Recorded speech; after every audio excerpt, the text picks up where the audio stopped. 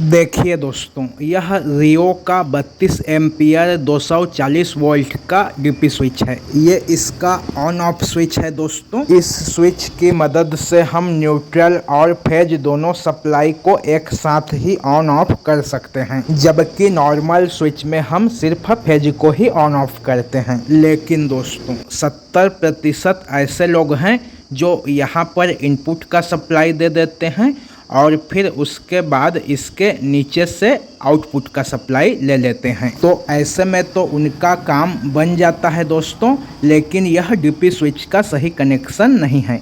चलिए मैं आपको डीपी स्विच में वायर का सही कनेक्शन करके दिखाता हूं। पहले मैं इन दोनों पेज को खोल लेता हूं दोस्तों, क्योंकि कनेक्शन करने के लिए हमें इसके ऊपर वाले ढक्कन को हटाना होगा। तो मैं इसके ऊपर वाले ढक्कन को यहाँ से हटा लेता हूँ और मैं आपको इसमें वायर का कनेक्शन करके दिखाता हूँ। तो पहले मैं इसमें इनपुट के वायर का कनेक्शन करूँगा। देखिए मैंने 2 वायर ले लिया है। अब आप ये सोच रहे होंगे कि मैं इसे ऊपर वाले पिन में कनेक्शन करूँगा, लेकिन मैं इसे ऊपर वाले पिन में कनेक्शन न करके नीचे वाले पिन में कनेक्शन करूँगा दोस्तों। तो चलिए मैं नीचे वाले पिन में एक एक वायर का कनेक्शन कर देता हूँ और फिर इसके पेज को अच्छे से टाइट कर देता हूं। आप डीपी स्विच के किसी भी पिन में न्यूट्रल और किसी भी पिन में फेज का कनेक्शन कर सकते हैं दोस्तों, क्योंकि यह स्विच जो होता है यह दोनों सप्लाई को एक साथ ही ऑन ऑफ करता है। देखिए दोस्तों, मैंने दूसरे वाले पिन में भी वायर का कनेक्शन कर दिया। अब मैं इस पेज को भी अच्छे से टाइट कर देता हूं। अब हमें इसके ऊपर वाले दोनों पिन में आउटपुट सप्लाई के वायर का कनेक्शन करना है। तो मैं यहाँ पर बल्ब होल्डर का कनेक्शन कर देता हूं, क्योंकि मुझे इसकी टेस्टिंग करके आपको अभी दिखाना भी है।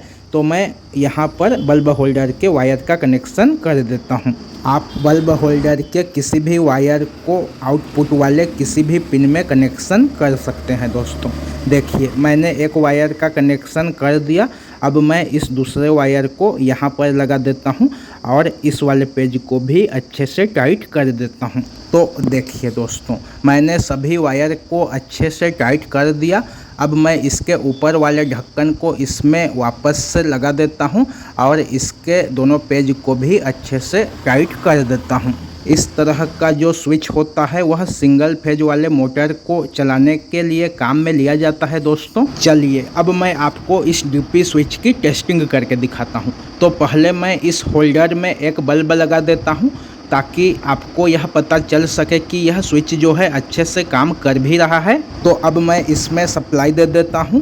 मैंने इस डीपी स्विच में सप्लाई दे दिया, लेकिन यह इंडिकेटर अभी नहीं जलेगा। जैसे ही हम इस स्विच को ऑन करेंगे तो बल्ब और इंडिकेटर दोनों एक साथ जलेगा, और जैसे ही हम इस स्विच को ऑफ करेंगे तो इंडिकेटर भी बंद हो जाएगा और इसका आउटपुट सप्लाई भी कट हो जाएगा। तो इसी तरह से डीपी स्विच में कनेक्शन करना होता है दोस्तों, लेकिन 70% लोगों को जो है इसका कनेक्शन करना सही से नहीं आता है।